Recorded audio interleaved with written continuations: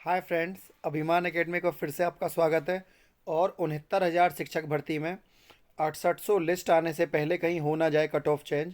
ऐसा क्यों लिखा गया है इसमें, ये भी एक क्वेश्चन मार्क है। और दूसरा, 90-97 कट ऑफ संपूर्ण समायोजन आखिर कब होगा। देखिए, ये बात इसलिए कही गई है।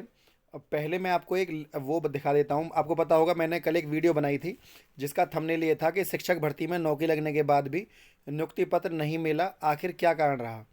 तो मैंने आपको दो अभ्यर्थियों के गुणांक दिखाए थे, जिसमें एक अभ्यर्थी का जो गुणांक है सामान्य वर्ग में 67.96 है, और जबकि दूसरे अभ्यर्थी का जो गुणांक है वो 68 है। ठीक।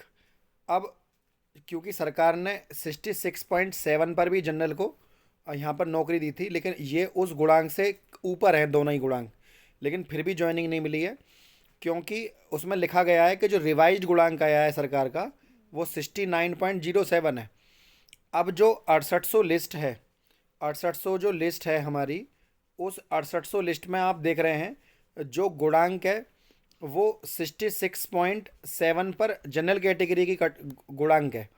अब अगर उससे नीचे मेरिट और गिरती है तो ये अभ्यर्थी जो है उस आप मतलब समझ जाइए इस चीज़ को कि अधिक मतलब मैं साफ साफ ना कहकर उस बात को इनडायरेक्टली कहना चाह रहा हूँ, क्योंकि मामला भी न्यायालय के अधीन है। पहले कुछ भी कहना उचित नहीं है, लेकिन आप समझिए कि दो एक गुणांक कम है, उस गुणांक पर भी अभ्यर्थी बाहर है, जबकि एक दूसरा अभ्यर्थी है। मतलब दोनों ही अभ्यर्थियों का गुणांक जो काउंटर फाइल किया गया था उस गुणांक से कहीं ज़्यादा है, कई पॉइंट ज़्यादा है, फिर भी दोनों को नौकरी नहीं। माननीय न्यायालय के आदेश के तहत उनको वहाँ पे वो अब जाएंगे और रेट फाइल करेंगे, फिर अपना कोर्ट के माध्यम से अपनी ज्वाइनिंग लेंगे। कुल मिलाकर ये होगा। लेकिन फिर भी ज्वाइनिंग किसी को लड़के मिले या बिना लड़े मिले वो एक बात अलग है।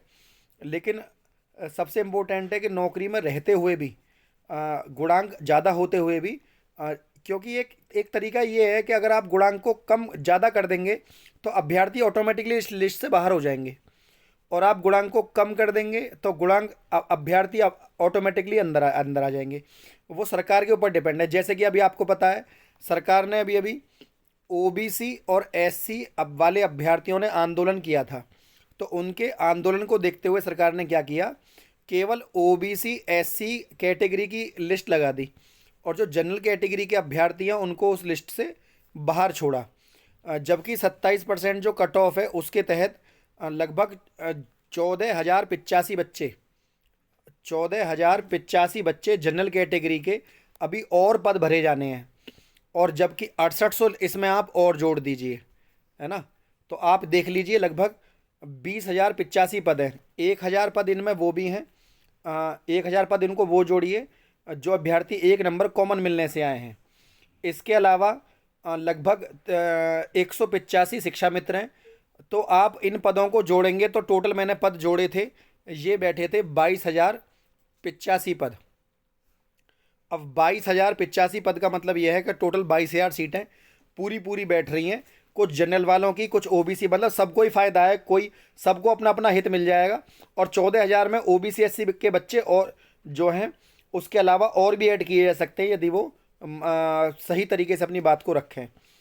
और यदि 90-97 कट ऑफ संपूर्ण समायोजन हो जाए तो फिर जितना भी अभ्यर्थी प्रतीक्षारत है सबको, क्योंकि देखिए कोविड का समय आ रहा है, सरकार भर्ती कराए ना कराए, लेकिन जब हमारे पास सुपर टेट अभ्यर्थी पहले से ही हैं तो क्यों ना उनकी कट ऑफ लगा दी जाए। माननीय प्रधानमंत्री जी ने ये भी कहा था कि 10 लाख रोजगार का हमारा वादा है, तो वो वादा भी कहीं ना कहीं, उनका सपना भी पूरा हो जाएगा यदि सरकार 90-97 कट ऑफ सभी अभ्यर्थियों को नियुक्ति पत्र वितरित कर दे। लेकिन इसके लिए अभ्यर्थियों को जो है थोड़ा सा सजग होना होगा, और अपनी बात को सरकार तक सही तरीके से और सही लोगों के माध्यम से पहुंचाना होगा। अभ्यर्थी कमेंट बॉक्स में कमेंट तो करते रहते हैं, लेकिन अपनी बात को देखिए, कुछ लोगों के अंदर इतनी नेगेटिविटी भरी हुई है कि तो वो बहुत ज़्यादा नेगेटिव कमेंट आके करते रहते हैं कि ऐसा कभी नहीं होगा। होने को इतिहास में बहुत सारी ऐसी चीज़ें हुई हैं जो नहीं होती थी कभी भी, लेकिन वो हुई हैं। तो आप इस बात को समझिए, ठीक है ना। तो मैं बस यही कहना चाहूँगा कि लगे रहिए। और उदाहरण मैं देना चाहूँगा कतर की टीम का। कतर की टीम फुटबॉल में पहुंची, किसी ने सोचा था कि कभी, लेकिन इस बार वो टॉप 10 में रही। तो इन चीज़ों को आप, और बड़ी बड़ी टीमें बाहर हो गई, तो आप इन बातों को छोड़िए, अपने काम पर ध्यान दीजिए। कमेंट करने से कुछ नहीं होगा। वीडियो को ज़्यादा से ज़्यादा लाइक शेयर और चैनल को सब्सक्राइब करना ना भूलें। आज के लिए इतना ही। जय हिंद, जय भारत।